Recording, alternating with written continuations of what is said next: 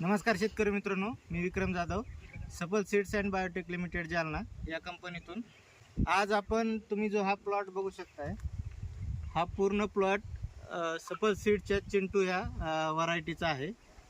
तर ह्या प्लॉटमध्ये आपल्याला काही ठराविक गोष्टीवर फोकस करायचा आहे, जसं की व्हायरस रेजिस्टन्स. पहिला जो आपण हा प्लॉट बघतोय, पूर्ण व्हायरस रेजिस्टन्स खूप चांगला आहे या व्हरायटीला. फुलकळी चालू आहे, वरी शेंडा चालू आहे. ह्या व्हरायटीचे 4 तोडे आत्तापर्यंत झालेले आहेत. दुसरी गोष्ट जी आपल्याला शेतकऱ्यांना फ्रूट क्वालिटी, जे इम्पॉर्टंट फ्रूट क्वालिटी असते, ते आपण फ्रूट क्वालिटी इथे आपण बघूया. ही फ्रूट क्वालिटी आहे.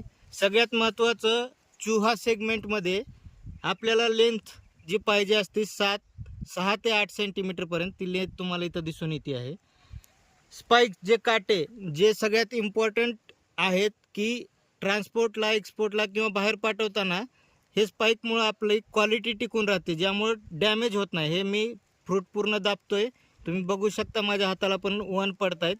स्पाइक खूप चांगले आहेत, मजबूत आहेत, त्यामुळं बाहेरच्या मार्केटला पाठवण्यासाठी एक नंबर क्वालिटी.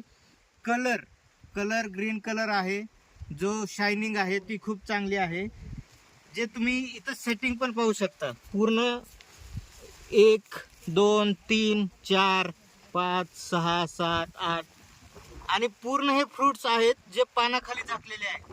म्हणजे जेणेकरून उन्हाळ्यातल्या लागवडीसाठी जे आपलं कलर डल होणं किंवा सनबर्निंग ह्या ज्या प्रकार आहे, ज्यामुळे आपल्या मालाची क्वालिटी खराब होऊ शकते, ती ह्यात होणार नाही. कारण की प्रत्येक फ्रूट तुम्हाला हे आपलं पानाखाली गेलेलं आहे पूर्ण, त्यामुळे तुमची शायनिंग टिकून राहणार आहे. जे तुम्ही आता इथून पुढे जसं याल, तुम्हाला फ्रूट क्वालिटी दिसून येईल. Same fruit quality, shape, colour हा सगळ्यात इम्पॉर्टंट. आणि ही व्हरायटी शेतकऱ्यांसाठी, लागवडीसाठी आणि उत्पन्नासाठी खूप यशस्वी ठरत आहे, महाराष्ट्रामध्ये खास करून.